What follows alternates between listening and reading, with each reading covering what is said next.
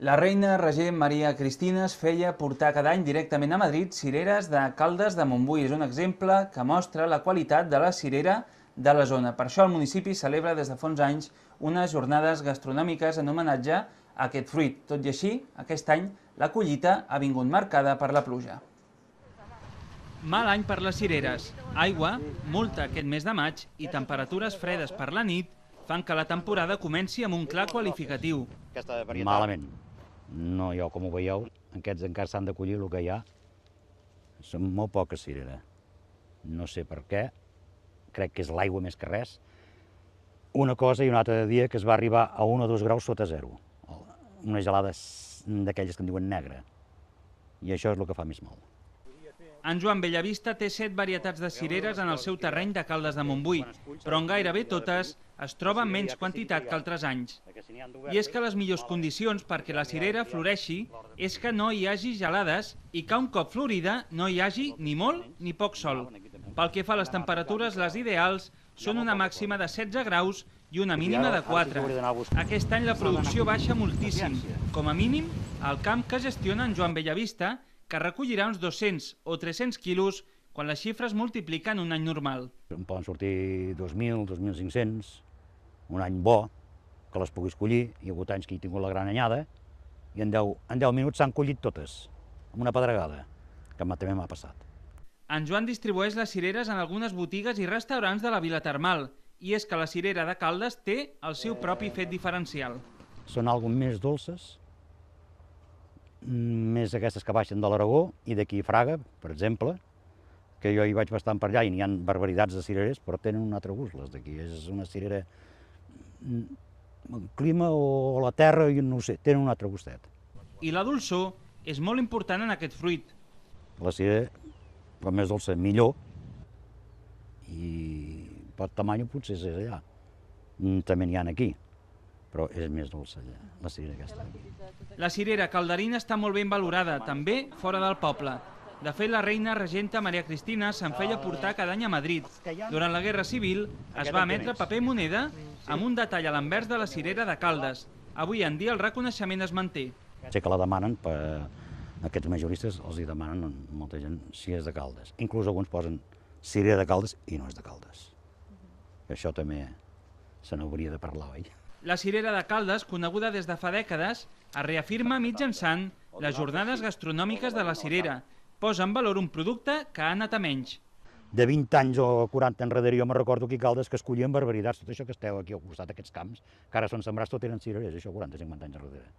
I inclús et parlo de la Font dels Enamorats, que allà hi ha la terra de casa dels meus pares, i els Saulons, jo me'n recordo que hi ha un veí que tinc més avall que on collia barbaritats de cireres, allà als Saulons. Bueno, doncs ara hi ha torres.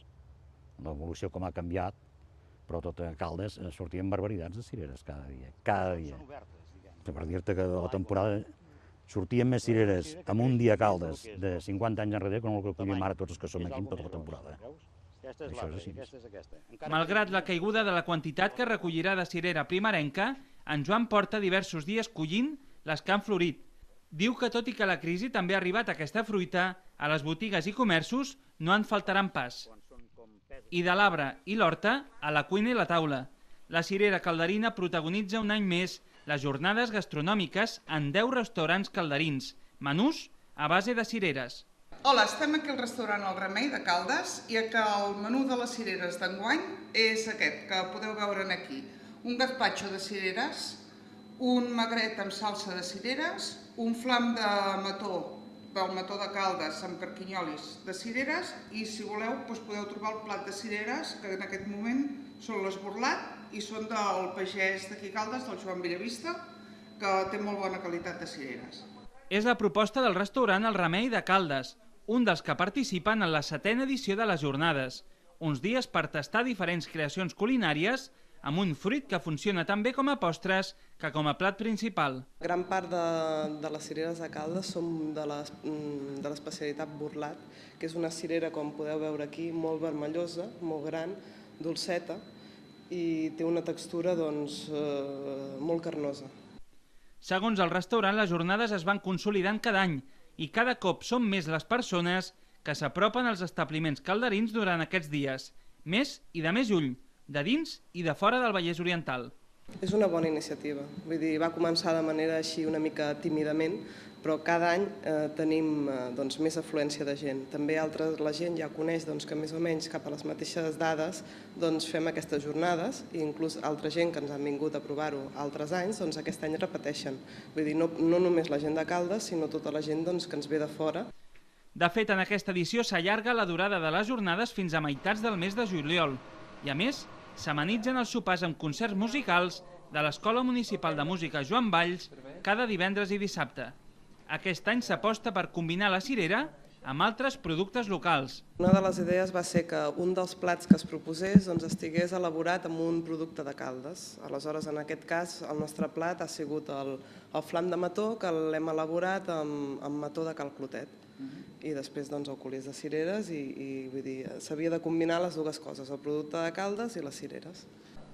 En aquesta edició els clients poden combinar els plats de les jornades amb altres propostes de la carta de l'establiment, però els productes amb cireres no només ompliran els restaurants calderins, sinó que també són presents a Tres Fleques, una pastisseria i una vinacoteca.